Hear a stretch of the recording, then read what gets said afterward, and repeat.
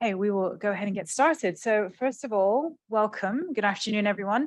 My name is Johanna Gao, and I am the Regional Director for the Asia Pacific here at the International Republican Institute. And so, on behalf of IRI and Hong Kong Watch, we're really pleased to welcome you all to the launch of this report by Hong Kong Watch titled Passively Supporting Oppression: Why Wall Street and Bay Street's approach to equities and bond investment in China is incompatible with its ESG commitments, which is a mouthful. But I think gives you a sense of I was just talking to Joey about just how much information Hong Kong Watch has garnered and gathered through its research. And so we're going to do our best to scratch the surface of some of that today, but definitely do encourage you to read the report. So just briefly, for our run of show for this afternoon, we're going to spend the first part of the program in discussion with one of the authors of the report, really just to dive into it a bit and get a bit of an overview of it. And then we're really pleased we're going to be inviting some incredible panelists up to join us as well to just have a broader discussion on some of these topics. So for this first part, I'm really pleased to be joined by Sam Goodman, who is the Director of Policy and Advocacy of Hong Kong Watch and one of the authors of the report. Prior to joining Hong Kong Watch, Sam worked as a political advisor for the Labour Party, as a parliamentary aide to several Labour members of Parliament, and worked here in the US in the House of Representatives for Congressman Bobby Rush. So, Sam, thank you. Sure. Welcome. We're glad you're here today. Thanks for having me. So to get us started, I thought it might be good if you could provide just a brief introduction to Hong Kong Watch itself and its mission, and then to get a bit into the meat of the report, if you can describe the purpose, why now, why this report, and why did you feel it was important to be addressing passive investment? Sure. So Hong Kong Watch, if you don't know us, is a UK-based NGO that focuses on the human rights situation in Hong Kong. And we were founded by Benedict Rogers, who used to be a journalist in Hong Kong, who was actually the first foreigner to be denied entry to the city. And that actually was the impetus for us forming back in 2017. We undertake advocacy work in the UK, in Europe, in Canada, here in America. We do bits and pieces in Australia. And now this report itself is sort of the second iteration of a series that we've done looking at China, ESG, and human rights. And really, it comes from a series where, first of all, we looked at what the value of Hong Kong was as a financial center to China. This is back in 2019. We then moved to discussing the sort of influence that finance from the mainland was having on Hong Kong's autonomy, how it was eroding the democratic structures. And then this naturally led us to talking about this question of ESG investment in China itself. And last year, we published a report where we looked at Western pension funds that were investing in either stocks that have been sanctioned or blacklisted by the USA, by the two executive orders, one signed by Donald Trump and one signed by Joe Biden. And then we also looked at Alibaba and Tencent, who are not sanctioned or blacklisted, but certainly complicit in gross human rights violations. Just because of the sheer size of money that we noticed was really going from Western pension funds into Alibaba and Tencent. And now in the last year, we started talking to some of these pension funds. And what we found out with many of them is that the reason they were exposed is because they were passively invested, i.e. they were tracking index market trackers, MSCI's Emerging Markets Index or Vanguard's Emerging Market Index.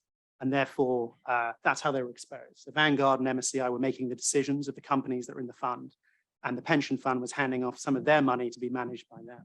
Now, this report finds, looking at state pension funds in this country, that 6 of the largest state pension funds are exposed to 7 companies that have been blacklisted by the United States, either for their links to the concentration camps in Xinjiang or their links to the People's Liberation Army. Now, that includes companies like Dahua Technology, which is a Chinese technology surveillance company that's produced cameras that are in the concentration camps that are designed to target Uyghurs based on their physical features, or iFlyTech, which is an audio recording company that's been working with the police force in Xinjiang to build a database, an audio recording database of Uyghurs' voices. So these are not particularly nice companies, they're pretty terrible. And we think that, unfortunately, these pension funds and these market index trackers are really taking advantage of this loophole because their MSCI and BlackRock and Vanguard are not currently forced to divest from companies that are blacklisted, while they have been forced to divest from companies that are sanctioned. Thanks for that. I mean, reading through the report, I was really struck at how it describes this sort of untenable situation, right? Where you have leading figures in institutions, in financial institutions, driving a push for ESG. And at the same time, promoting greater access to China's market, right? By working with US government, the Chinese government, index providers, as you described, and others to sort of deepen these ties with China. So, we have deepening and it seems accelerating investments that are increasingly exposed to the China market, which is under the control of the Chinese Communist Party, which is hostile to human rights. So, and at the same time, these finance firms are trying to move trillions of dollars. And so, you can see why they're drawn to the scale of, the world's second largest economy. But, I think what this report does really well is really draw those connections between the human, environmental, and social costs of these investments.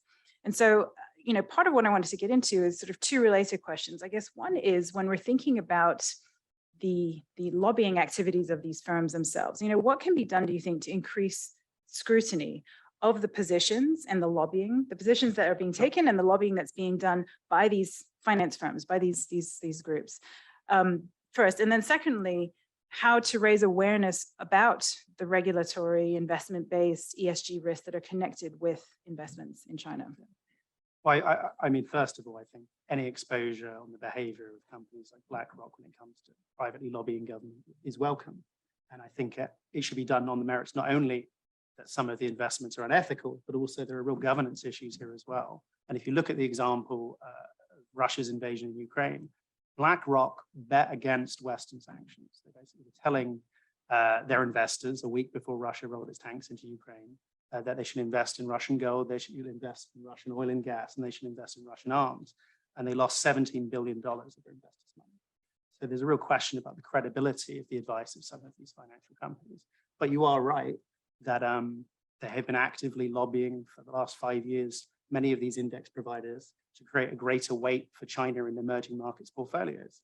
That now means that if you're looking at MSCI emerging markets, a third of their portfolio is now weighted towards China. That's a huge amount of passive investment going to China, going to some of these companies. While at the same time, some of these companies, these US financial companies, are getting preferential access in China. Now, I can't necessarily draw a direct link between these two things happening, because I don't want to get in trouble, but I think these are certainly something that should be looked at. But I think you're right. Like, we're often asked, particularly, why are you focusing on ESG? Like, why are you bringing this up as a human rights organization? And my counter argument with some of these pension funds is that we didn't start this conversation; they did. There are more people getting into sustainable finance today than there ever has been. It's a huge popular demand from it, and they're profiting from it. And they refuse to allow it to be the industry to be regulated properly, and that is a problem. And I think the report certainly advocates a pathway forward, potentially in the next Congress, for legislation of some kind. Whether that is transparency, making these funds do proper due diligence to see if these stocks are exposed to Xinjiang, but also whether there should be some sort of punitive penalties as well. I note the case recently of New York Mellon Bank, and they were fined $1.5 million because they're essentially mis-selling a product, an ESG product. Now, I think if you have more of that when it comes to some of the social elements in these products, I think it would be an effective signal to some of these companies about their behavior. You mentioned these pension funds, right? And that's a big focus here. If you were talking to the chief investment officer of, one of these big state pension funds like CalPERS, right? Sure. So, somebody who's sitting on $500 billion in assets, what would you ask them? What would you be asking them to do? I mean, first of all, I would ask them whether they actually know where they're investing their money. And I would be probably very surprised or unsurprised to find out that they don't. So I think the recognition here is that they need to be taking a more active position in the management of their own pension funds. At the moment, they're farming it out to some of these index trackers, to some of these financial firms, and just telling them to get on with it. And I don't think that that's an effective model, and I certainly don't think it's sustainable. And I guess on those same lines, if you were speaking to, as some of the recommendations in the report are, to the heads of financial regulatory authorities here in the US or Canada or the UK, what would you want to highlight to them from the report? Yeah, I mean, I think highlighting the inconsistencies really between what these companies say that they do, their ESG obligations, and to looking at the details of some of the funds that they're selling today and the exposure that it's leading to for US state pension funds and also for college endowment funds, which we've also talked about. In the report. Yeah, we do. All right, I want to pause here because we are going to sort of now draw in our panelists. So I'd like to invite our panelists to come up and join us. As they are, Sam, is there anything else from the report you'd like to highlight before we get into the rest of the discussion? I mean, I think a broader point in the report is also this question about Chinese sovereign government bonds. And I think that's a more complicated conversation to have. But I think if you look at last year, investment into Chinese government bonds total 3 trillion renminbi.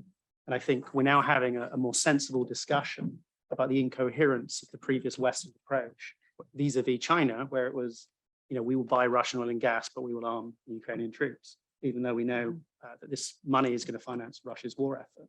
Well, I think a similar argument can be made to some of the Chinese government spending that they will receive from these bonds when it comes to the modernization of the PLA, so they can threaten Taiwan, the maintenance of these camps, and the oversized national security budget you now see in Hong Kong that's being used to justify the arrest of pro-democracy activists.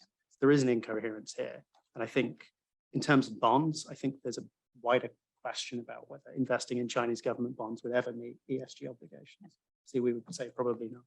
Okay. All right. Thank you. Thank you for that. All right. So really pleased to welcome now our other panelists who've joined us, and I'll just briefly introduce them. So starting from my far left, Isaac Stone-Fish, who is the founder and CEO of Strategy Risks, which is a firm that quantifies corporate exposure to China. His analysis of international affairs and US-China relations is published widely in the US and around the world. He is also an adjunct at New York University Center for Global Affairs, a visiting fellow at the Atlantic Council, a columnist on China risk at Barron's, and has served as Foreign Policy Magazine's Asia editor. Prior to joining Foreign Policy, he spent 7 years living in China, including as the Beijing correspondent for Newsweek magazine. And is a fluent Mandarin speaker, which enabled him to really travel throughout the country, which I think has given him some incredibly unique insights, which come through in a lot of his writing. Next across the table is Ambassador Kelly Curry, who served as the US Ambassador at Large for Global Women's Issues and as the US representative at the UN's Commission on the Status of Women. Prior to that appointment, she led the Department of State's Office of Global Criminal Justice, and also served under Ambassador Nikki Haley as the US representative to the UN Economic and Social Council and alternative representative to the UN General Assembly. Throughout an incredible career in foreign policy, Ambassador Curry has specialized in human rights, political reform, development, and humanitarian issues with a focus on the Asia Pacific region. And I will also add that she was my first boss at IRI. And so I can speak to with just firsthand knowledge to the passion and the dedication that she brings to this work. And then last, not least, Dennis Kwok, who is a founding member of the Civic Party in Hong Kong. In 2012, he was elected as the member of the Hong Kong Legislative Council, representing the legal profession. During his time in office, he was very actively engaged in international advocacy work for Hong Kong's democratic movement. He was one of the principal advocates and activists against the Hong Kong government's proposed 2019 extradition bill. And then after Beijing imposed the national security law in Hong Kong in 2020, he, like other democratic activists, was forced to leave Hong Kong. So he now lives in exile here in the US, where he's a senior fellow at the Harvard Kennedy School. And his current research focuses on the legal and political risks emerging from China from the perspectives of international business and NGOs. You forgot to say I was booted out of office. And he was booted out of office. Thank you. So what we're going to be doing is we have a bit of a sort of some guided questions that our team here has pulled together for the panelists. It's meant to be a bit of an informal conversation to get things going, and then we will definitely be leaving time to open up for questions from all of you. So to get us started, Ambassador Curry, I'd like to kind of get going with you, because, you know, I know that you've looked at the issues in this report through a few different lenses, right? From both the government and the non-government sides. And I'm guessing a lot of what's covered in this report is going to track with your own analysis and research. And so, you know, picking up on the last couple of questions, the discussion with Sam on sort of what would be sort of compelling ways to talk to you know, some of these pension funds about these issues. You know, I'd like to ask you to use your lens, put on your hat as a former government official. What is the most impactful way that advocacy like this can be presented to policymakers in the US government? What about a report like this? How would it be made compelling to policymakers here?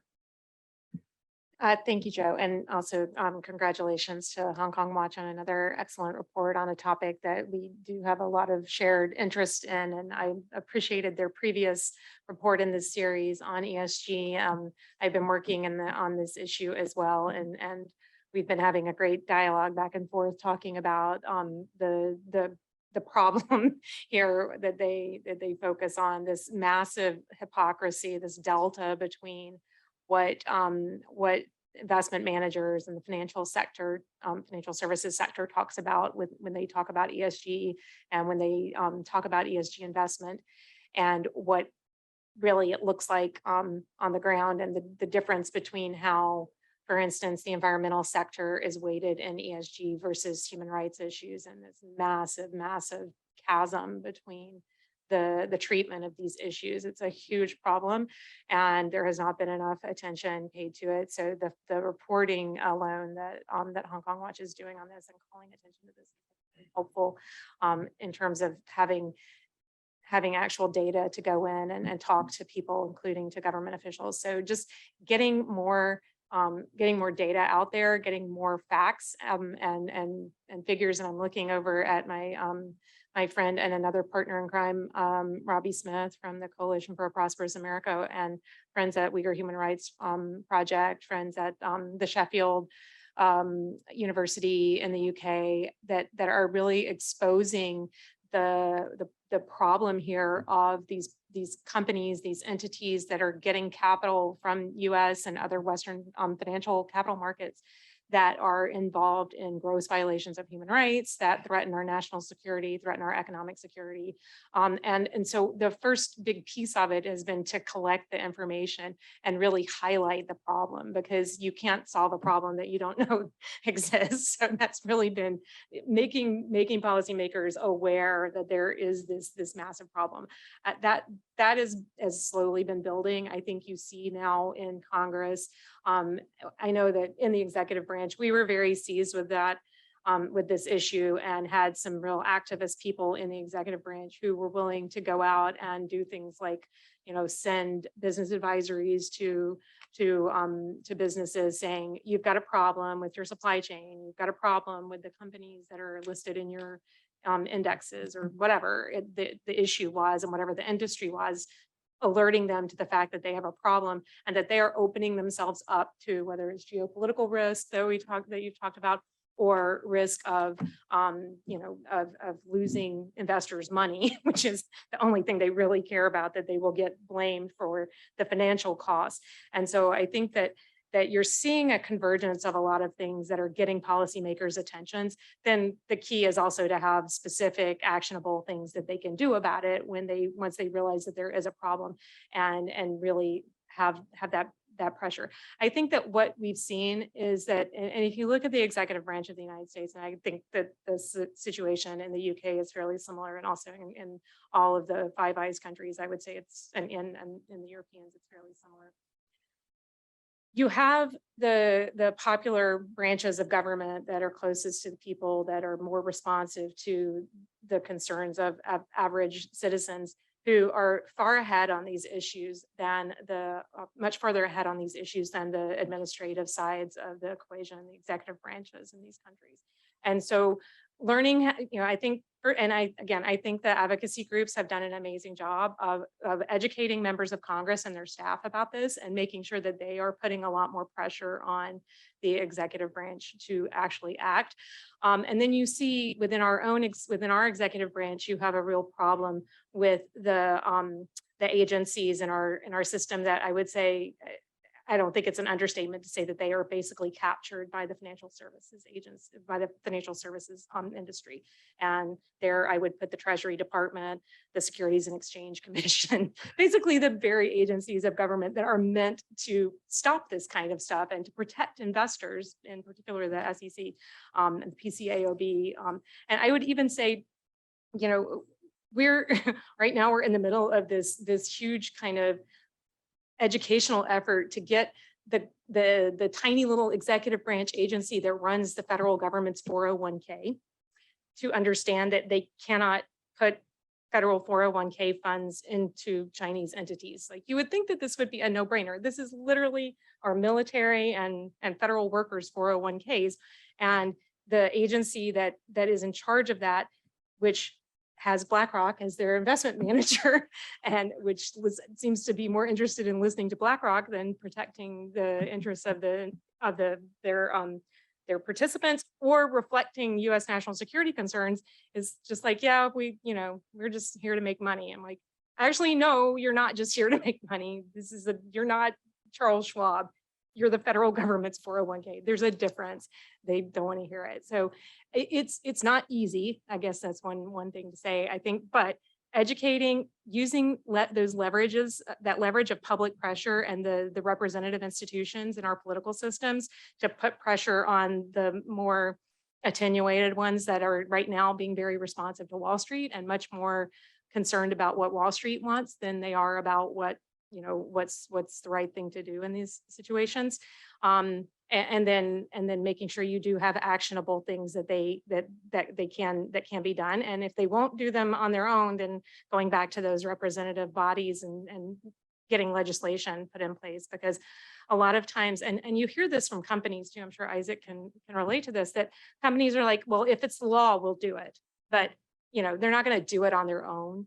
And I think that's where, you can't rely on anybody's goodwill or, good intentions in this. I think you have to really think about how you target through specific legal obligations. And a lot of this is going to be about changing, the whole idea of the fiduciary in the United States is under a lot of pressure right now because of ESG and what ESG means for what fiduciary duties are. And there's a lot of tension going on around this.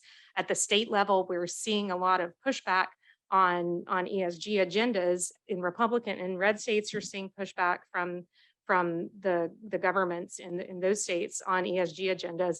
And meanwhile, in blue states, there's a different political dynamic there around ESG not being robust enough, but it's only about the environment. It's not really about human rights. So, there are two different angles there too, politically, that you have to think about. I'll stop there. Thank you. That's a really great sort of intro into a lot of the issues that I think we're going to be covering today. So actually, I do want to pick up, Isaac, on what Ambassador Curry just mentioned about what motivates business to move. So we saw last fall that George Soros read a piece in the Wall Street Journal, right, advising Western investors to stay away from the Chinese markets because, the CCP can't be trusted. And your book, America Second, gets into how the CCP has sought to exert influence here as part of its own strategic goal of having, a compliant US as number two to them. So in the context of your own research and then this report, short of what Ambassador Curry was talking about of, if it's the law, companies will follow it, what does need to be done to get investors to recognize that divesting from China is actually in their own interests as well as national security interests? What about this work would they find compelling? Thank you. And thank you for the fascinating research, Sam. So we're in the midst of a major cultural shift in the United States, and it's starting to happen in the China space as well. For so long, boards of major companies would say things like, well, I just got off the phone with Dr. Kissinger, and he said we should double our investment in China for XYZ reason. And I think in DC, people focus publicly on the policy. Privately, they'll talk a lot about how personnel makes policy, but there's this lack of willingness to go after a lot of sacred names who are part of the reason, in fact, a large part of the reason that we're here in the first place. So, folks on the boards of all of the institutions that we're part of, the Albrights and the Cohens and the Kissingers of the world, because for so long, these folks gave cover to individual investors and companies to further engage with China in ways that sometimes were advantageous to shareholders and sometimes were not. So in terms of what the solutions are, a lot of times transparency, as bald and boring as it sounds, is really phenomenal for these things, because when you learn that, say, David Rubenstein was an official advisor to the Beijing government, you think, oh, maybe he should register with FARA for that. Or Schwartzman, who partners with the Chinese Communist Party in a lot of different ways, say via Tsinghua University, which is a party institution, very explicitly, you should register with FARA. And the cost of registering with FARA and the cost of a lot of these things are what I would say the most effective measure beyond laws, and that's embarrassment. And I think the most poignant lever that we have besides, hey, if you do this, you'll go to jail, is, hey, if you do this, you're not going to get as good dinner invitations that you were before. Yes, making less money, and I'll get into that in a second, is a big piece of that, but really don't underestimate the, oh, I'm on the board of Schwartzman. Oh, Schwartzman partners with the Chinese Communist Party. People don't like that. It makes people really uncomfortable to be challenged for the causes that they support, the charities they work in. And I was having a conversation, we were talking about companies, I was having a conversation with someone who's on the board of a major investment firm, which rhymes with sad sock, and sort of. And they were saying how this company lost $1 billion in China, but the $1 billion doesn't really matter to them. They'll invest in China because that's just a rounding error for them. But what does matter is their brand equity, because if this company that might have just been mentioned by Kelly has a lot of partnerships with US government institutions, if their brand equity is worse, they will lose some of those partnerships. That has a very concrete piece on their bottom line. So in terms of the actual bottom line way here, there's a reason that a lot of people have invested in China for so long. And it's not just because Henry Kissinger asked them to, it's because it's financially been a very smart investment for a lot of folks. But what often gets missed from that debate is not the alpha, but the beta, the risk of that investment. And a lot of these companies have a fiduciary duty to manage the risks of the investment. And so it's not, oh, I'm going to invest in China, I'm going to make 5 or 10% a year. It's some investments do better than that, some do worse. And there's such a focus in the narrative on the successes that we very elegantly forget a lot of the failures. And my favorite example for this is American Express, which has spent hundreds of millions of dollars trying to get into the booming Chinese mobile pay and pay market, and now has a 0.0 market share in China. Is that true of every company that invests in China? Absolutely not. But it's true of a lot of companies, and it's a reason why companies need to be pushed to better manage their own risk. That delivers better value to their shareholders, and it's a narrative that also helps with the work that we're doing here. And so, and we'll probably come back to this. I guess the question is how to make that connection for companies. So again, I really don't want to underestimate the value of people talking to their boards. So much of this is, oh, my CEO just had dinner with X and they said this, or, oh, we just got this person to go speak at the board and he said this, or, oh, we need to go talk to more Congress people and they're giving us a really hard time about this plant that we have in Qingdao.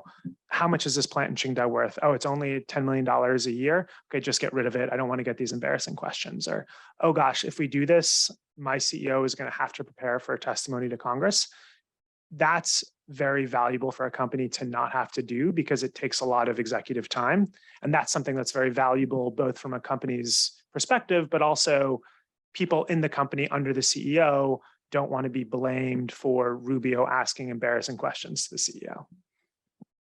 Thank you.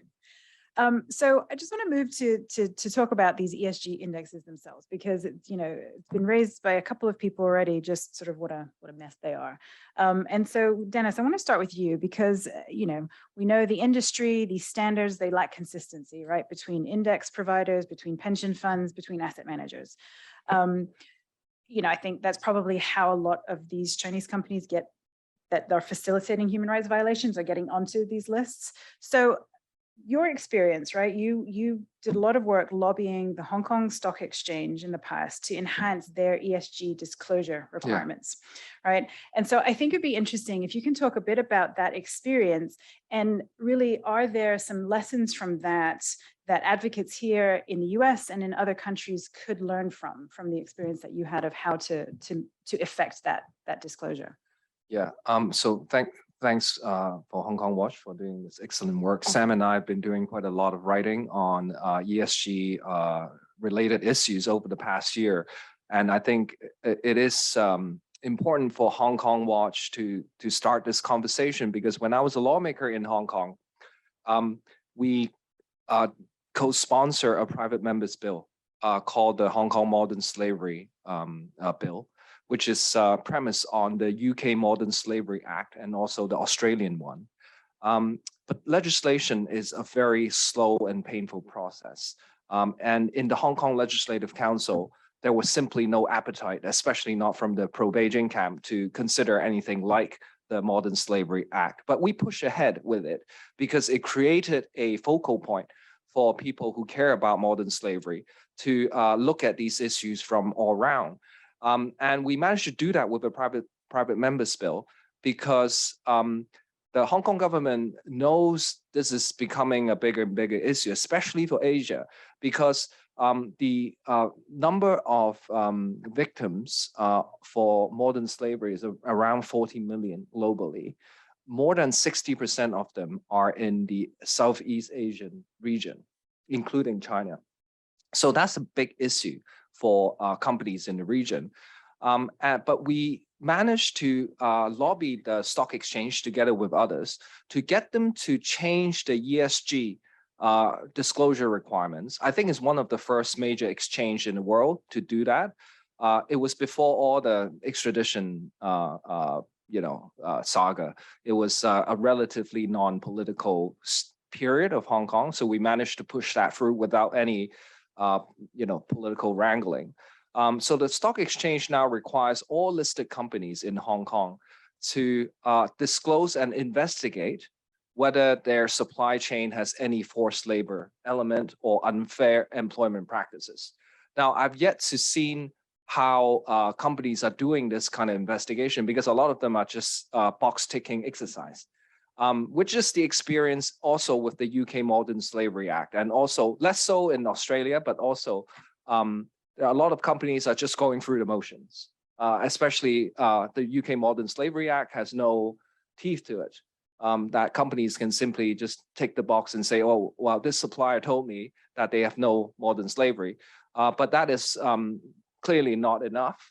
And but changing my experience, I guess, from Hong Kong is that changing regulators' attitude and response to these kind of issues are much faster than, much more effective than having legislation, which is going to take years.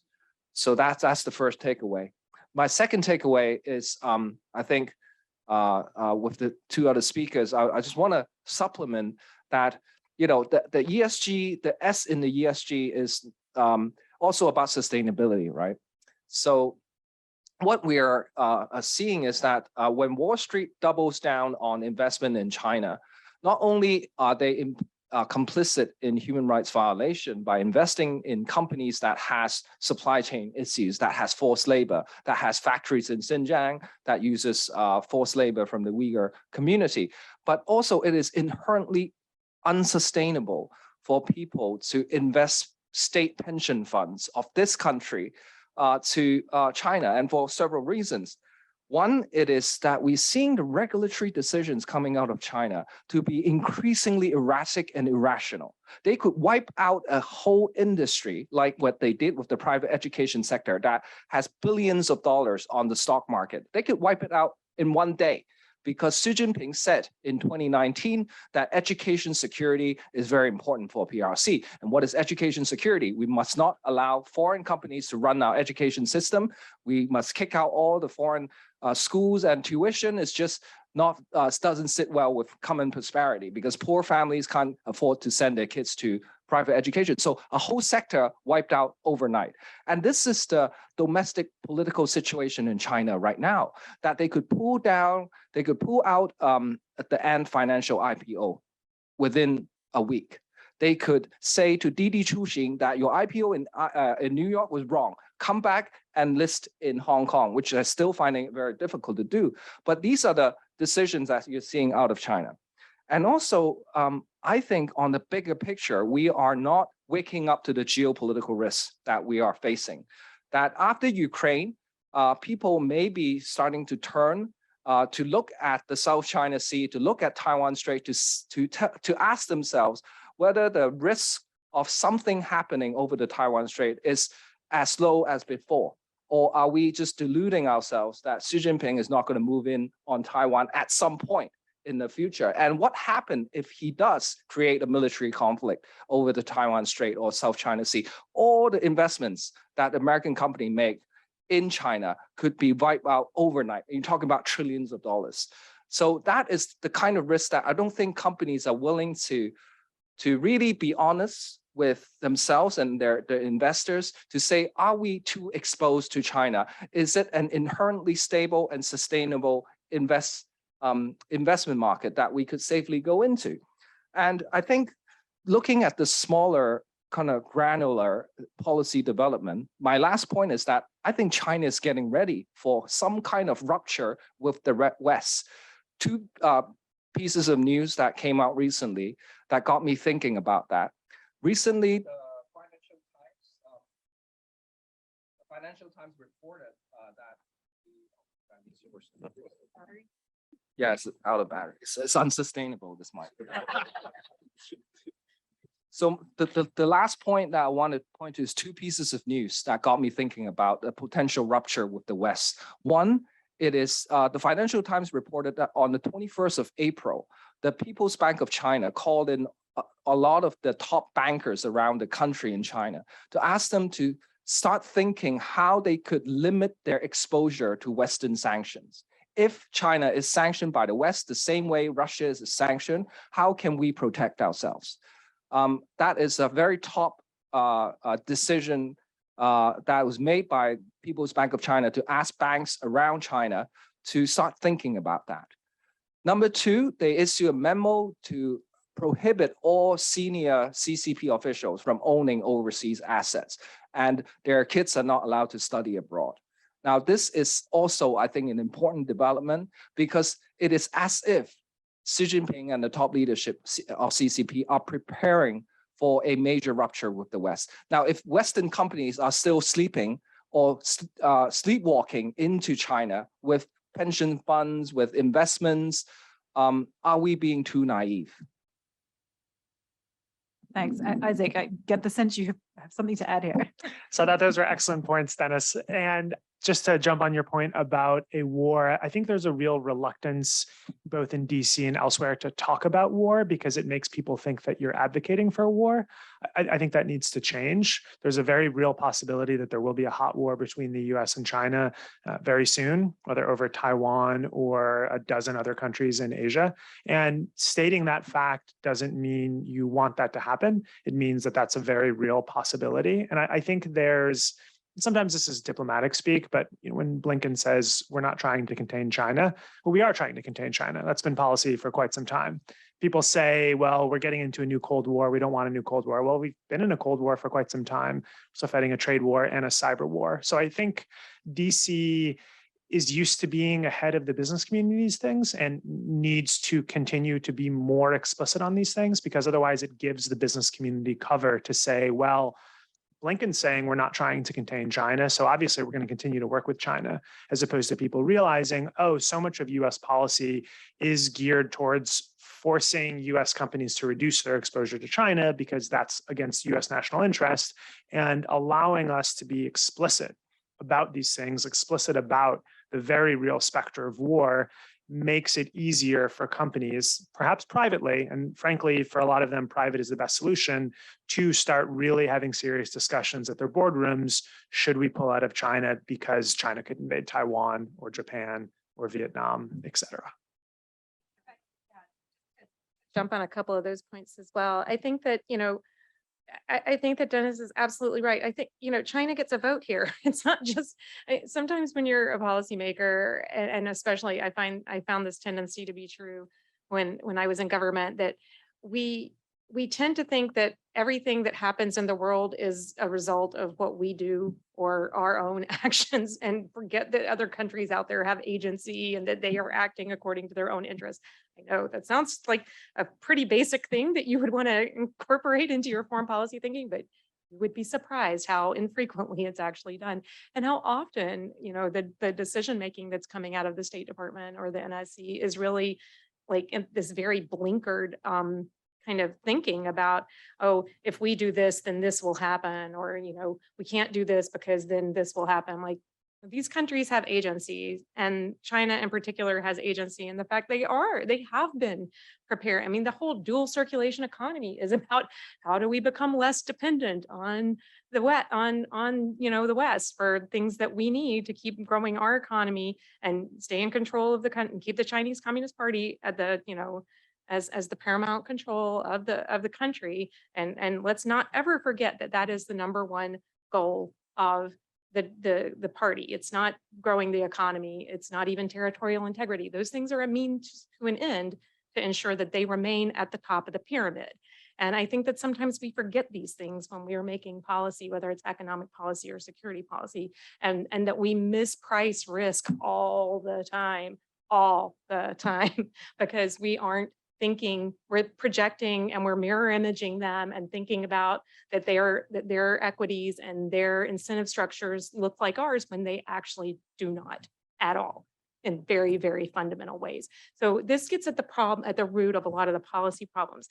But this is why I think you also see, I want to say, Dennis, I agree with you that yes, it's faster to get the executive branch to act than it is to get the legislative branch to act. And certainly that's true in our system. But when the executive branch is captured to the financial services industry and they won't do stuff, you really need Congress to do it. And I'll give you two great examples. Since the PCAOB memo in 2012 that said that the Chinese companies that were not providing their audit reports to the United States, to the PCAOB, had to do this and that they would do it. And then what did China do after that? They passed laws saying, no, you will not. And these were MOUs that had been signed between the Chinese government and the US government. And then China went and passed laws saying that they were going to not allow companies to provide their audit reports. Now, this sounds like a dumb technical thing. And how many of you know what the PCAOB is? Like, if you raise your hand, if you know what the PCAOB is. I'm shocked that there is more than one person in the room. I know Robbie knows, but other than that, it stands for the Public Corporation Accountability Office. Wait, no, I cannot even remember. Public Company Oversight and Accounting Board or something like that. Anyway, I never even get it right. But this is, you have to give your audit reports to be listed on a US exchange. Every single Chinese company that is listed on the New York Stock Exchange right now, that is listed on NASDAQ, does not provide their audit reports to the PCAOB. Every US company that's listed on those exchanges has to. How is this fair if you're a US business? It's not, but this has been the case. We tried to get it through the administration, through the executive branch to solve this problem. It did not work. And so Congress passed a law called the Holding Foreign Companies Accountable Act that requires now that you will be delisted within a certain period of time if you do not provide your audit reports. It doesn't say China anywhere in the legislation. China's never mentioned, but they're the only company that doesn't comply. And so, or the only country that their companies don't comply. So they will be booted out unless, but still, even after Congress passes a law, PCAOB and the SEC are trying to cut another deal. They're going to buy the same rug again from the Chinese government with the same outcome. And so it's this iterative process that's going back and forth, Same thing's happening with Uyghur Forced Labor Prevention Act. It's against the law to import products into the United States that contain forced labor. It has been against the law since the 1930s. But do you think that CPB or Customs and Border Patrol is out there every day checking to make sure that every company that's importing stuff into the country from China is fully in compliance? No, they are not. And we've had to, again, I look at the groups in this room that have done this incredible work to flip the presumption and say, we are now going to assume that any product that comes into the United States, the Uyghur Forced Labor Prevention Act says, any product that comes into the United States from Xinjiang, we assume it has forced labor in it. And it's up to you, importer, to prove us wrong and prove otherwise. The burden of proof is on the importer to say that there is no forced labor in their supply chain bringing this product into the United States. We are expecting that this legislation, which is very clear, is not confusing at all, is being watered down right now as we speak, and that next week, when they issue the enforcement regulations on it, that they will be as weak as possible. This is the problem. I mean, and so it's just constant. You have to keep constantly doing this over and over and over again, saying, no, we really mean it. And Congress is going to have to come back and say, no, we really mean this. And they're going to shorten the period on delisting because of what's going on with PCAOB and the SEC. And they're going to come back and they're going to tell the agencies on Uyghur forced labor, no, you have to actually enforce this and you have to do it this way. And we're going to take away your waiver authorities and we're going to take away your flexibility if you keep doing this. But that's all it is. It's just got to keep happening. And fortunately it is happening, but it's painful. And none of it should have to be this hard. None of it. I mean, I completely agree with you, Kelly. I mean, I think when it comes to the will to act from this administration, it really is lacking. And I think in particular, when it comes to the entities list, the fact that, the government's still dragging their feet regarding Hikvision, really. And, Hikvision has threatened a lawsuit against the government. I understand that, some former congressmen at one point were lobbying on behalf of Hikvision to ensure that they weren't going to be sanctioned on the list. But there is a real failure to act here. The list should be regularly updated. And again, this is what the research is trying to get to, is that there shouldn't be a loophole, really. If you're blacklisted, you're blacklisted. You should be able to invest in it. But again, you're seeing this sort of dragging of feet. Part of it, as you say, is the presumption and, the burden of proof. And I think until you reverse that burden of proof in regards to the sanctions list, where you say you have to prove why you shouldn't be on a sanctions list, the administration is going to continue to hide behind that. And that's certainly something we see at the moment when it comes to subsidiaries of the companies who are on the sanctions list, who still have a loophole and a way out, which is completely ridiculous. And I think the other thing that you sort of allude to is also this stuff around VIE structures and the fact that why is more action not being taken on VIE structures? Why is it the Chinese government that's now trying to force Chinese companies that have VIE structures like Alibaba and Tencent through the Cayman Islands to return home, when actually the US should have been doing this all along, because there's no recourse, basically. There's another crackdown against Alibaba or Tencent. Say goodbye to your money, basically. And yet you're still seeing these pension funds heavily investing in Alibaba and Tencent. VIE is actually a huge problem. Sam would know this, he being a corporate lawyer. That is basically former corporate lawyer. But still, I mean, VIEs is basically illegal in China. That it is not something that you could enforce, even under Chinese law, that you're investing in bubbles. But the auditors sign off on it, the law firms sign off on it to say that it's okay, then it kind of became okay, but it's just ridiculous. One of the scariest things is that one of the people who created the whole VIE structure in the first place is a guy named Gary Gensler. You know what he does right now? He's the chairman of the Securities and Exchange Commission. I think on this idea of Chinese law as well, there's a sense in China, there's an expression where the policies are above and the ways around the policies are below. Companies don't follow Chinese law. If they did, it'd be a much, much harder place to do business. But what you do is you have this situation where Chinese norms are now very often opposed to US laws. And we talk to a lot of corporate counsels and they're pulling their hair out, trying to figure out what to do. Because you're mentioning the box checking exercises. So companies are in a position where they're putting their suppliers in danger by asking them to certify whether or not there's forced labor in their factories. So if there is forced labor in their factories, they're not going to say, oops, well, we didn't pay this person for 3 weeks, but they look fine, they're going to say, no forced labor in this factory. And if they do say, well, I see forced labor in this other factory, that can be a violation of Chinese law. They can get themselves in trouble there. And I think we should also, as we're having this conversation, mention that there's huge risks for Chinese people and Chinese employees of global companies on these issues. I think the comparison between Nazi Germany and China is mostly overblown, with the exception of the situation in Xinjiang. And if you're running a factory in Nazi Germany in, say, January 1939, and you're one of the righteous Nazis employing dozens of Jews, and someone calls you and says, are these Jews working coerced, or can I be public about this? Can we talk about this on an open line? You're just putting them in danger. You're jeopardizing the way that allows for the safety of these people. Second, when we talked about war, I'm quite worried about the situation where the US and China are at war, and the hundreds of thousands of Chinese who have worked and work for American companies are suddenly seen as enemy combatants. And so I think there's a real humanitarian reason for global companies to reassess their China exposure, because head of McKinsey, the head of Boeing, the head of all of these companies, Boeing is a defense contractor. US and China are fighting a war. I don't really think the head of Boeing in China, or the top Boeing officials who are Chinese citizens, a lot of them who don't have US passports, are just going to be let to re-engage fully with the Chinese system. I think there's going to be very, very real risks for them as well. I think that should include in the equation.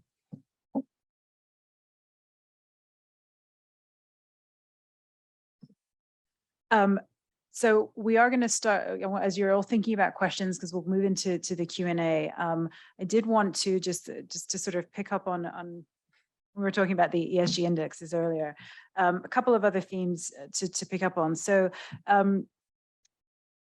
Kelly, we've seen recently the UN Human Rights Commissioner made this much ballyhooed trip to China and Xinjiang, and she came out of it essentially parroting the CCP's talking points, rather than actually calling them out on, the overwhelming evidence of crimes against humanity and genocide.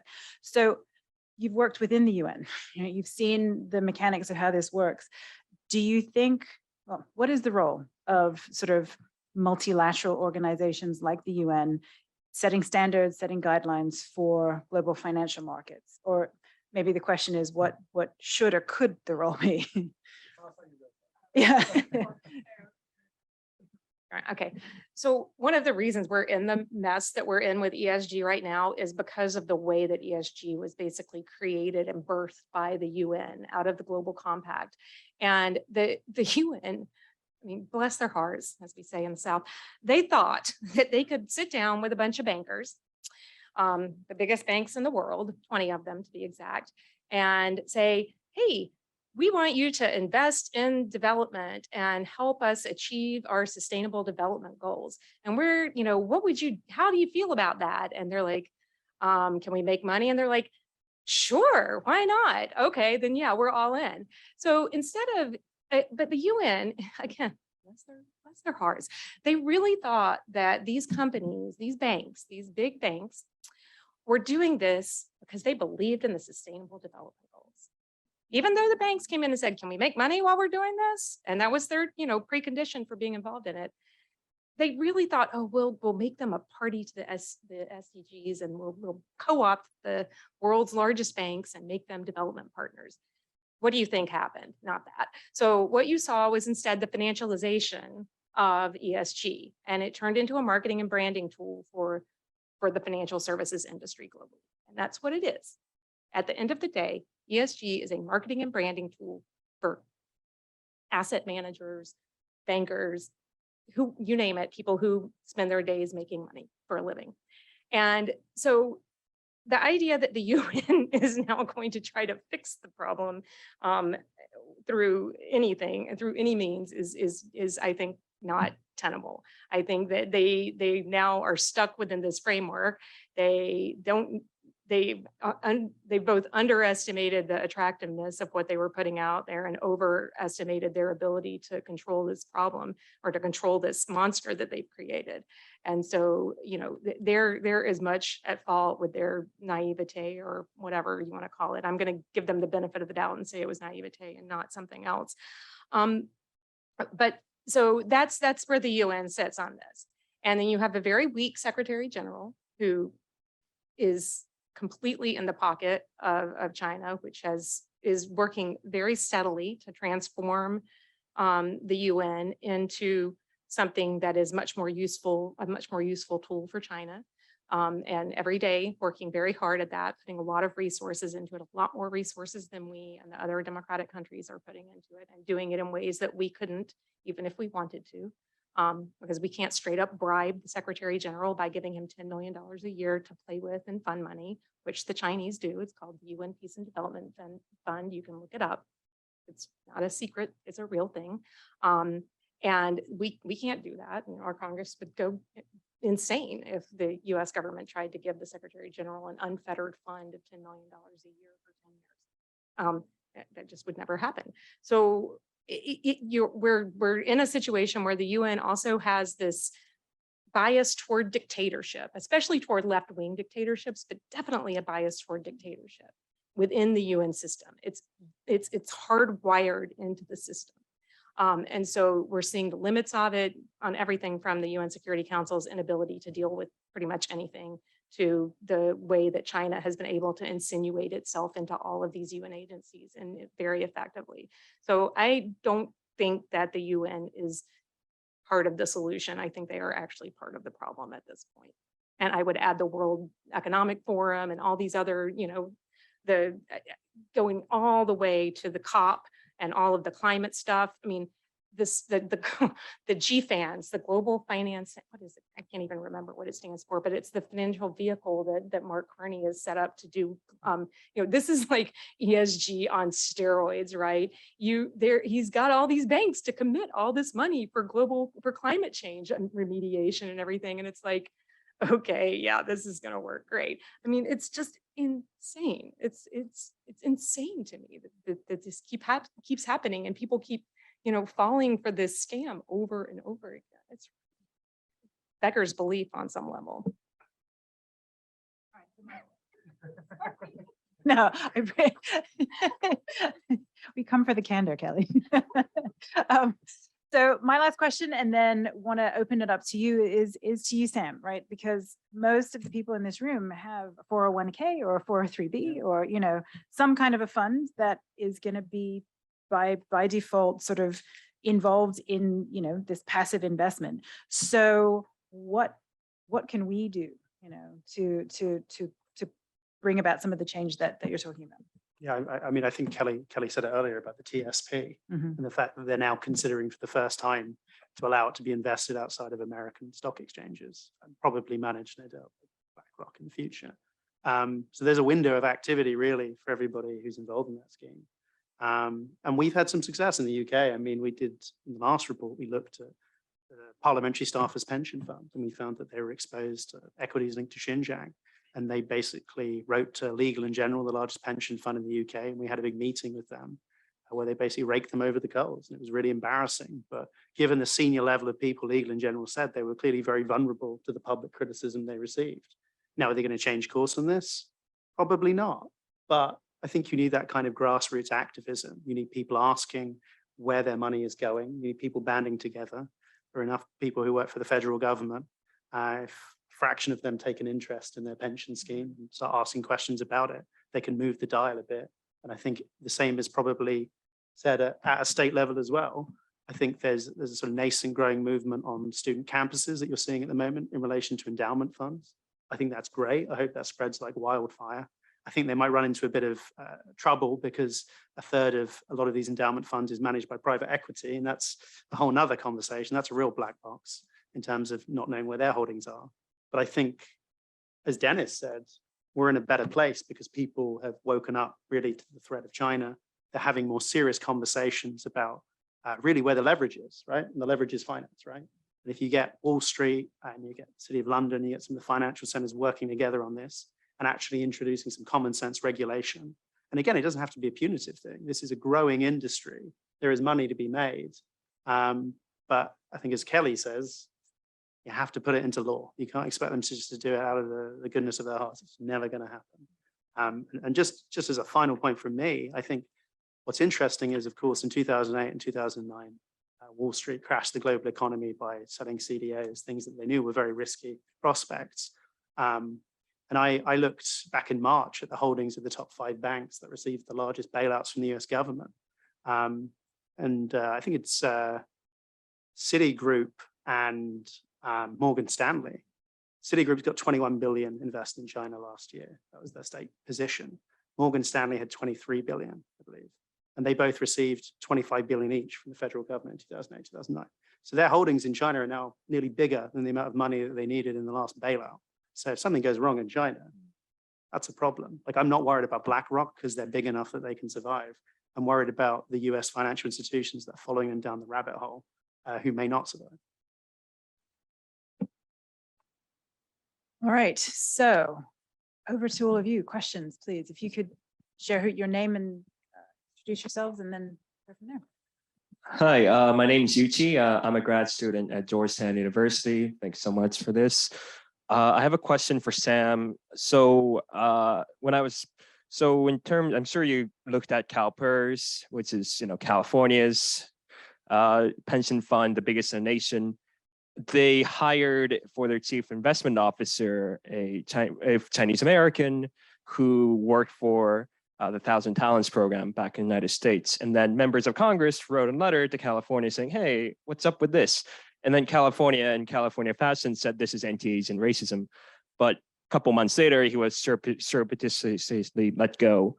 And I was wondering, throughout the course of your research, did you find examples where, whether it be United Front or other sort of Chinese pressure elements, have encouraged or really pushed pension funds to invest in China and don't listen to the haters, China? And have you seen that sort of pressure effort, or is this really just mostly just Americans just wanting to make money?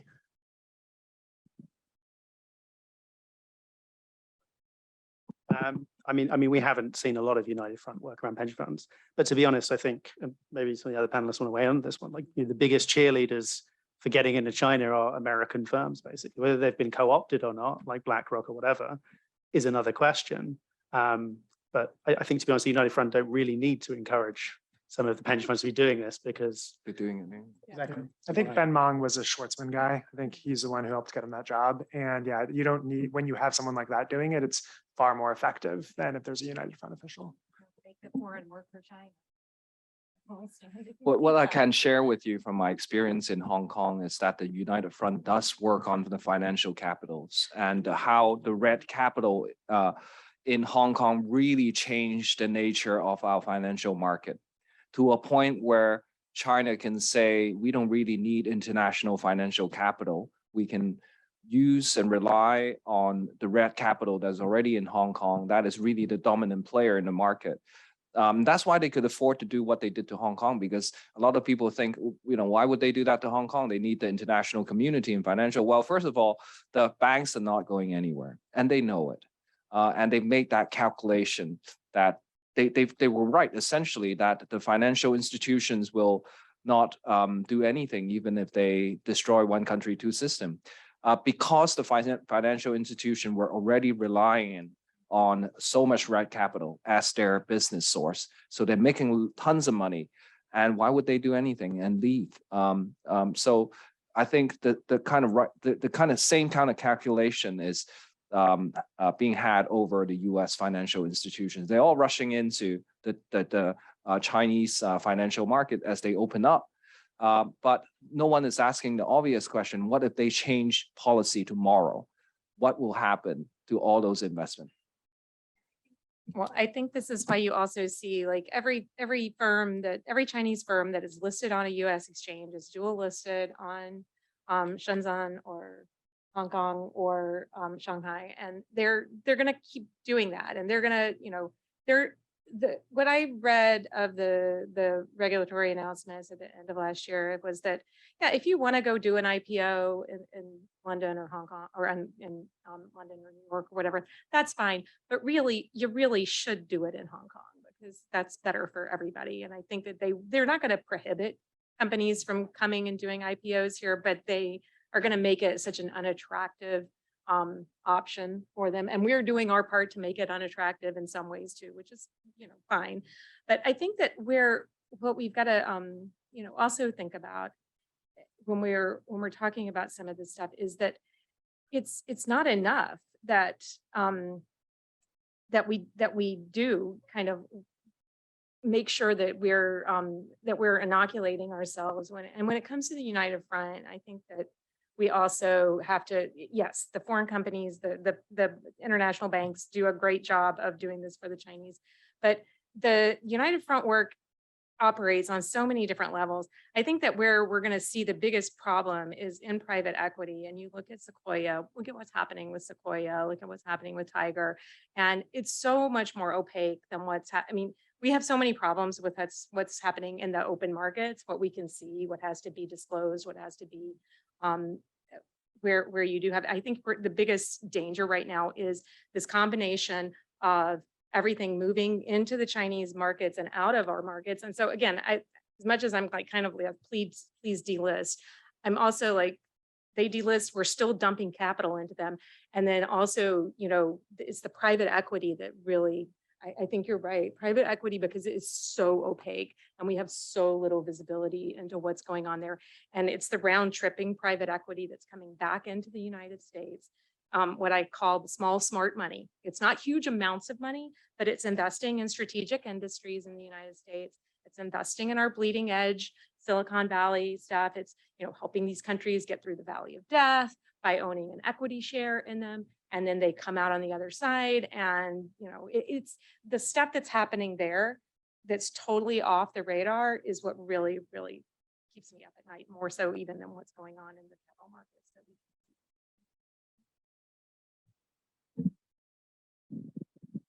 Hi, my name is Mason. I'm affiliated with a number of places, including Georgetown and formerly some organizations in Hong Kong. But my question is about the regulatory capture issue that was mentioned by Ambassador Korean with regards to some of the companies that are mentioned in this report. For example, Hikvision, Dahua Technologies, iFlyTech.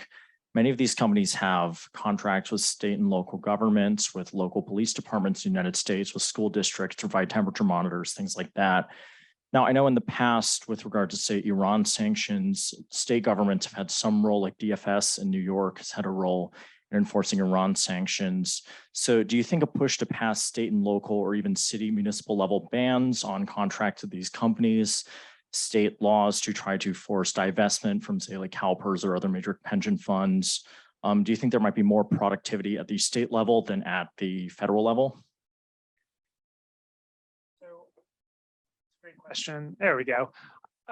I really want to bring in the idea of campaigning and public shame with a lot of these things, because I would say it's going to be far more effective for one official to paint his rival as too pro-Beijing. I hope they don't use other language, they tend to, but I think the idea is, oh, you have Hikvision cameras in our streets, that's dangerous for our children, look how you're helping the communists, is a far more effective reason to change that than this is illegal and you have to pay a $50,000 fine.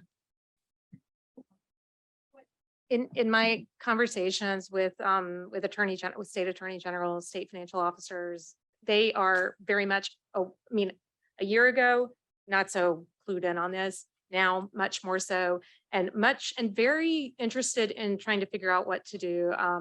For instance, I know the Republican Governors Association at the state level has set up the Republican Governors Association and the Republican Attorney Generals Association have both set up working groups and set up, and you've got model legislation circulating at the state level. You've got this state university endowment issue going on. There is a lot of activity at this level already happening. Florida and Texas, West Virginia have all, and I think Utah is going to be the next state that's about to do something in this space.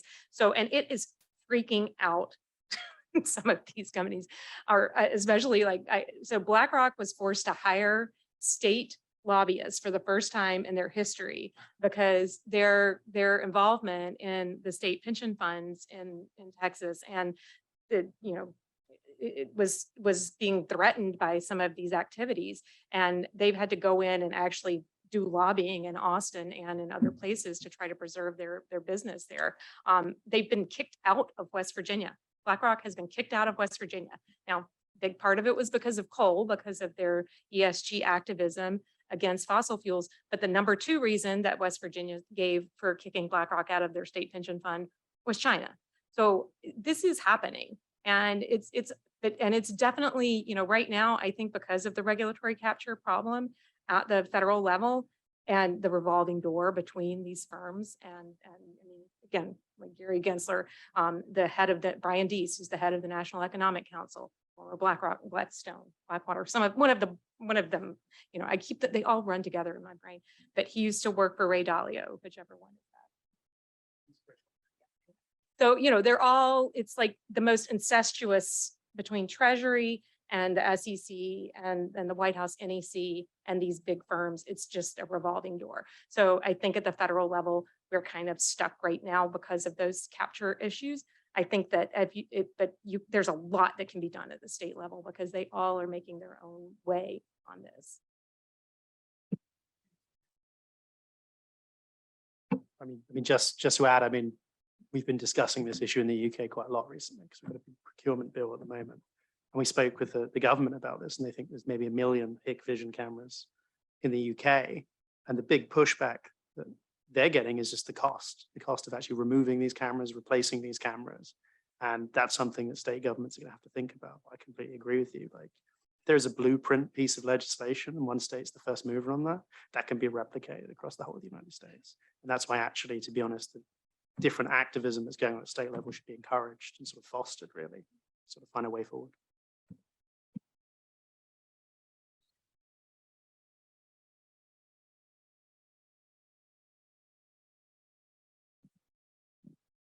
Hi, I'm Alex Chow from Hong Kong Democracy Council. Really thanks, Sam, for producing a brilliant report.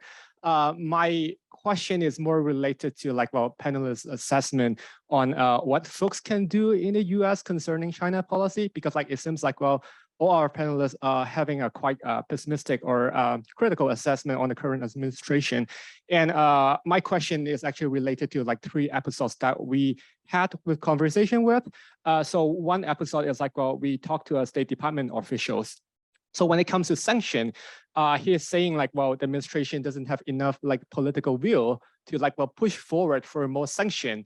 And that could be explained or interpreted as a way that perhaps the administration has different priority, or maybe it doesn't have enough bandwidth. But we just wonder then if the current administration would not have enough willpower, then what would be the focus in your views? Just because right now we might also be talking to Congress people, but we know there will be a flip in the midterm election. And if the current administration is gonna be weak or relatively moderate, then what would you foresee in perhaps next 2 years? Because another episode that we spoke to was about we talked to folks who advised Secretary Pompeo on China policy, and we actually being very honest, asked him about their assessment on President Trump and also Pompeo on where their stance concerning China policy, whether President Trump would be tough enough when it comes to China policy. Because as a Hong Konger, when we look back at what happened in 2019, some of the policies concerning Hong Kong could be contradicting sometimes, and the messaging could be confusing. So we just wonder if the administration, the current one, would not be that promising, and there may be some great changes in the future. Then what might be your assessment concerning what might happen in the next 2 years, and whether folks should spend more time with the Congress people as Ambassador Kelly Karen said, or the administration might also have some leverage, and whether a new administration will have enough political power. So the political element that is the most resistant to tough on Beijing policies is a progressive left. And probably the main reason for that is they find it racist. And part of the reason for that is the China field in the US is very white male. And there's this perception in the United States and white female. There's a perception in the United States that Actually, it's pretty much white. there's a perception that being anti-Beijing means being anti-Chinese, and people don't realize the very obvious truth that so many people in China and so many people in Hong Kong are anti-Beijing. And so I would actually say there's a huge need to go after more progressive city governments and progressive areas and advocating for them and being those voices. California, Oregon, Maine, Massachusetts, let people know that this really matters to you. I think that's incredibly important. Isaac's uniquely positioned to say that. I would, yeah, I mean, you know how I feel that Congress is the inflection point right now, because they're the only ones who are, you put your finger on it. For a variety of reasons, the Biden administration's China policy is incoherent. I frequently refer to it as bipolar, schizophrenic. It is literally, they go out, have Blinken give a speech about, blah, blah, blah, blah, blah. They go and do all this stuff in Asia with the Quad. And then they come back here, they waive sanctions on Chinese solar producers that we know are using forced labor. We know that. We have just gobs of evidence of it. And they waive tariffs on them for 2 years. They now are about to weekly, you do the weakest possible implementation of the Uyghur Forced Labor Prevention Act. They are trying to negotiate, like their life depends on it, to undermine the Holding Foreign Companies Accountable Act. What did they do yesterday? They're waiving more tariffs, waiving, Trump era tariffs on Chinese products that they know, they admitted to journalists that they know that they will have no impact on inflation, but they're going to waive the tariffs anyway, because it makes it look like they're doing something on inflation. So how do you go out there and say you're having this China policy that's X that is trying to make us less dependent, that's trying to make our supply chains more resilient, blah, blah, blah, blah, blah. And then you come back and you do these things literally in the same week. It's incoherent is a nice word for it. So Congress it's hard. It's a pain in the butt dealing. I used to work on the Hill. It's very difficult. It's toxic right now too, but there is a level of convergence. And we have, there's a similar problem on the right where this kind of horseshoes around where, Chinese dictatorship doesn't look so bad. They can get stuff done kind of on the new right, as it were. And that's where you saw some of the incoherence in the Trump administration policy too, which I fully admit was there because Donald Trump believed, he thought, God, Xi Jinping's got it great. He doesn't have to run for re-election. He gets to appoint himself leader for life.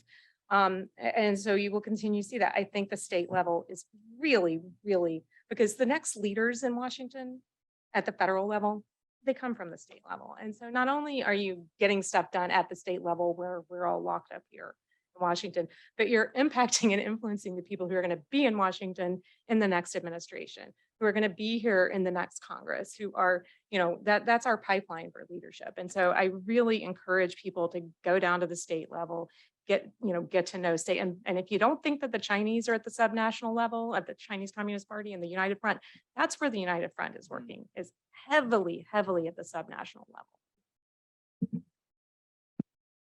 No, I just want to echo, it is important why Chinese people need to speak up, especially on these issues. Someone told me, not me, I didn't say this, but say that the Chinese policy space is male, pale, and Yale. It's not from me, but I think there is a lot of room for Chinese people to speak up, and that's the reason why I want to do that. Why HKDC also needs to do more is because we need to tell people this is not about anti-China. We're Chinese and we're not anti ourselves, but this is about authoritarianism. Yeah, I mean, if America isn't going to get together a coherent China policy, then what are the rest of us going to do? Sit outside watching America in the UK or Europe or in Canada or Australia? I think the sooner there's a coherent policy, you can start putting together a sort of democratic coalition to get this thing going. Because I think at the moment, there's a lot to be done. I'm quite optimistic about the new Congress. I don't know whether I should be. Who knows what the midterms are going to throw up, but I think despite having very depressing meetings on the Hill a week, I feel like there is an impetus to do something on China. And I think that actually the margins between the Democrats and the Republicans and some of this stuff is not that far apart. So my hope is that Congress can get its act together, get something done, may hopefully get the US Competes Act through. If not, get something in the next Congress. But again, like, is that going to force the administration to be more active in the next 2 years? I don't know.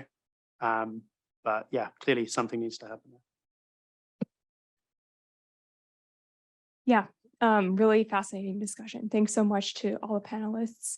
I'm Morgan. I'm the program associate with the China team here at IRI. And so while reading the report and while formulating some questions and drafting some questions, it really struck me how ESG as a whole, there's the environmental component and then there's the social and human rights component. And many times, I think, especially in the renewable energy sector, those two components butt heads completely, as Ambassador Curry was mentioning. The whole renewable energy supply chain with the rare earth elements is completely muddled and stuck in Xinjiang forced labor. And how are we going to enforce that? Like, how, if we reroute it to Southeast Asia, I'm sure you can tie it back to Xinjiang somehow, because China just has a monopoly on all of these rare earth elements. And I was wondering if anyone has any opinions on how do we formulate, if ESG isn't working right now, how do we formulate another concept that would maybe address or, you know, better inform the renewable energy sector or any of these companies developing these technologies, how to at the same time prioritize the environment, which is obviously important, but also addressing their human rights issues. And I don't know, Isaac, if you in your practice have run into that issue, or if anyone else has any thoughts on that. Thanks so much. This is actually a good last question of sort of what's the alternative here? What's another way to approach this? So China has a lock on the rare earth supply chain as opposed to rare earths production. And because it's so polluting to mine rare earths, and we haven't really figured out what to do with thallium processing, that's a big reason why the supply chains are captured. But I do feel like, and again, this is so boring and it's so vanilla, but the more transparent we are about these things, the better ESG actually works. So when companies like Hikvision, which make surveillance cameras for concentration camps, get high ESG scores, it just makes the whole system seem quite silly.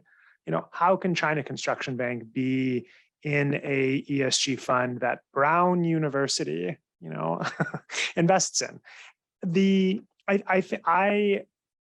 For some things, I'm a revolutionary. For this, I feel like it can be fixed within the system. And I think letting people know that they have alternative ESG investments, and there's not that many of them yet, but it's starting. There's something called Life and Liberty Indexes, which someone named Perthol does. It's a dictator light, yeah, she's fantastic, a dictator light ETF. Letting people understand that you can be very environmentally conscious, you can be very light on China, and you can make a lot of money is also another thing. And as companies start to do that, I think that'll be very impactful.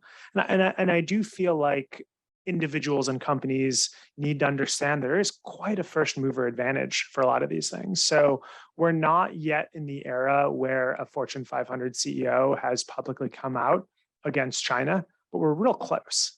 And that person who's going to do it, you know, probably fairly soon is going to get a lot of positive press for that. And I feel like that'll be true about the ESG era and the ESG industry as well. So first, I think we have to understand that there are trade-offs in everything. And I think that part of the magical thinking around ESG that was put out by a lot of the financial services industry, and I'm looking at you, Larry, is that you can do this, you can be, you can do well by doing good. Like this whole, like this is no, we're just going to make money by saving the planet. Like, yeah, no, that's not how it is.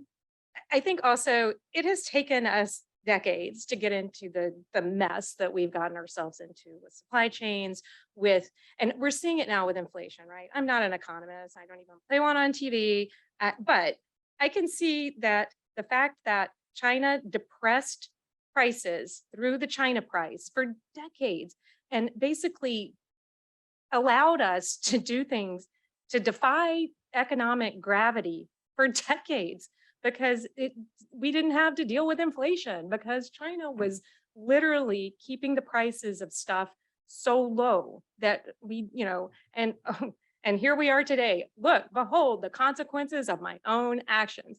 Like, what did we think with, that which cannot continue won't. We are now hitting the wall and we're hitting it, and it's going to be painful and it's going to be incredibly dislocating and ugly. And, instead of pretending like you can get rid of sanction or get rid of tariffs and it's going to solve inflation, it would be helpful if our political leadership would have like adult conversations and treat us like adults and recognize that there are trade-offs. There are trade-offs. If we pay people more to do basic, low skill jobs in this country, prices are going to go up. If the labor market, but we can't talk to, our politicians don't talk to us like adults. They treat us like infants, and that we can have everything and that unicorns and fairies are going to magically appear and make all of our problems go away.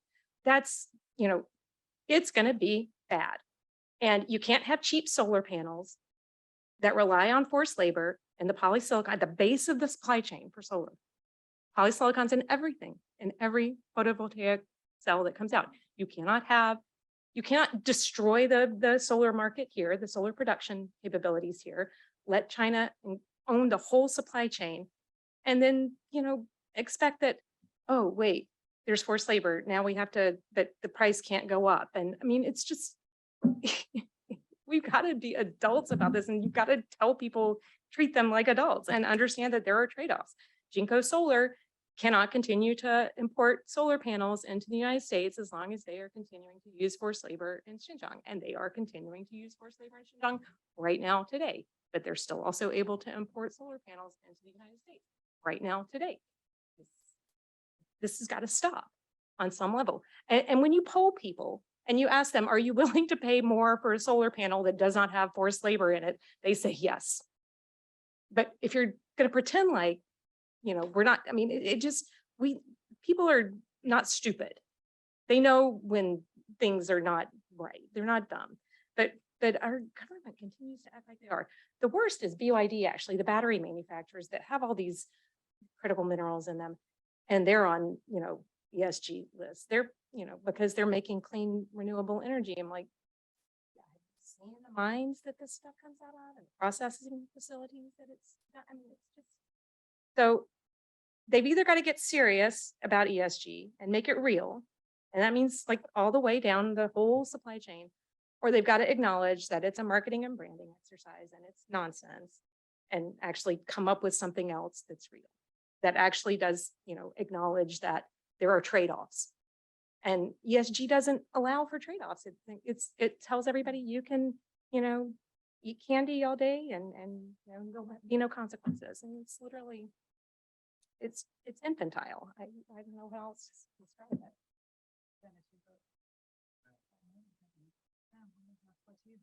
I certainly agree with that. I think, ESG is an invitation for a conversation with every pension fund, every financial institution. So in some ways, even though I'm still not quite sure whether they're naive about ESG or whether they're just being duplicit, I think it's a great tool for human rights organizations because it just gives us an excuse to badger the hell out of these companies and point out their gross hypocrisy. So in some ways, I kind of like ESG, but I agree with you, like there has to be something real behind it. And if they just want to do the E, fine, get rid of the S and the G, but they're not even really doing the E. And I think that's the point that both of you were making.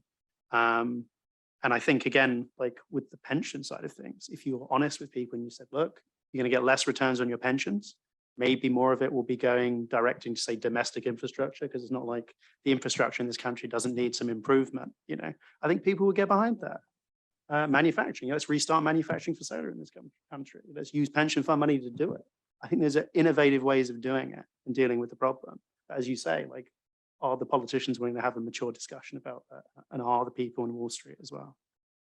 So, I don't know. All right, well, we are going to wrap up here. As promised, as I said, we sort of scratched the surface, but this was an incredibly fascinating discussion and wide-ranging discussion. And so I would like to, thank our panelists for joining us today. Give them all a round of applause.